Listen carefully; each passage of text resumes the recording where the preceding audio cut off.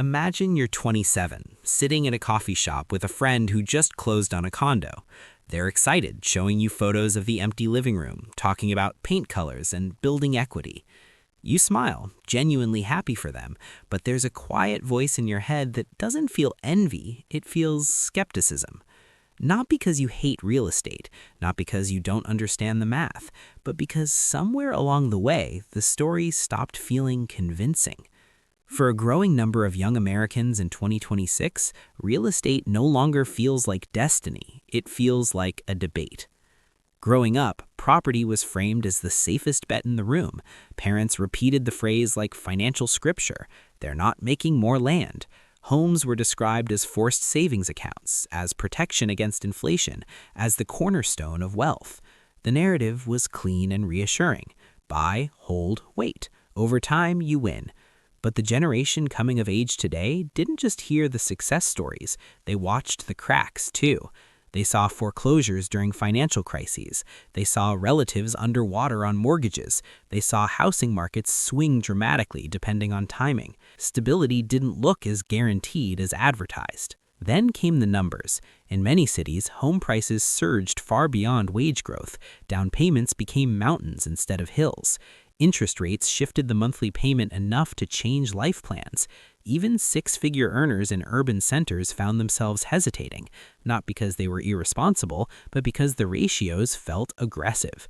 When a modest home costs multiples of your annual salary that would have seemed absurd decades ago, belief requires stronger faith. Psychology plays a huge role here. Younger Americans grew up in a world defined by volatility. Rapid technological change, gig work, remote jobs, global competition. The idea of staying in one city for 30 years feels less certain. Careers pivot faster, industries evolve. If your income path feels nonlinear, locking into a massive long-term obligation feels riskier than it did for previous generations who expected stable pensions and long tenures. Real estate rewards patience and consistency. Modern careers reward adaptability.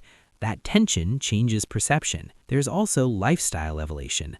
Mobility has become a form of capital, the ability to move for opportunity, for lower cost of living, for better quality of life. Renting, while often expensive, preserves that flexibility.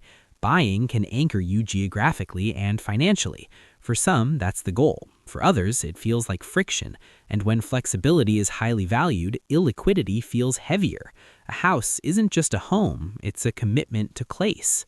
Zoom out further and you see how real estate transformed from shelter into asset class.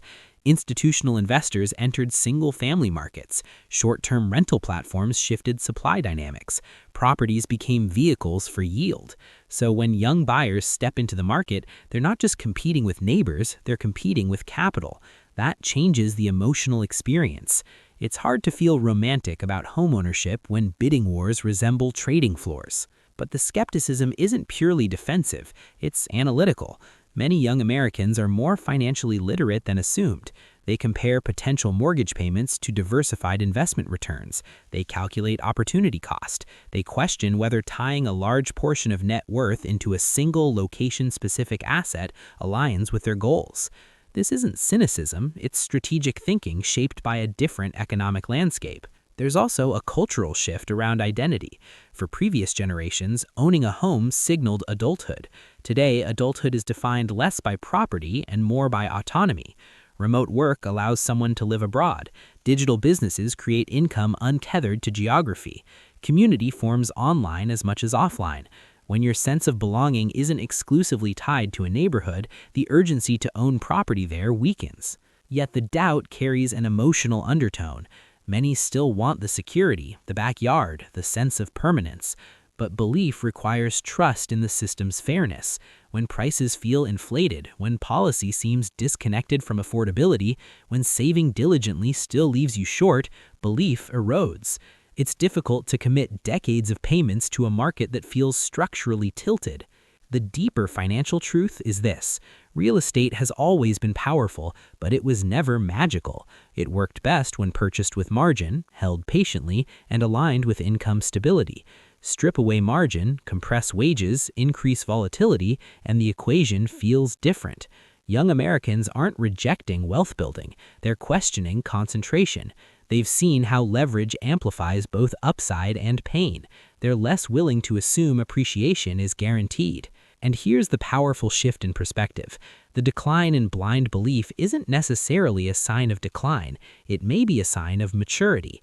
Real estate shouldn't be a cultural obligation, it should be a strategic choice. When belief is replaced by analysis, decisions become more intentional. Some will still buy and thrive, others will rent and invest elsewhere. The key is that the decision comes from clarity, not pressure. In 2026, the narrative that real estate always wins feels less absolute, not because property lost value, but because certainty lost credibility. Young Americans stopped believing in real estate the way previous generations did because they stopped believing in inevitability, and that might be the most rational evolution of all. Wealth isn't built by faith alone, it's built by understanding risk, margin, and personal alignment. The dream of ownership isn't dead, it's just no longer sacred, and once something stops being sacred, it can finally be evaluated honestly.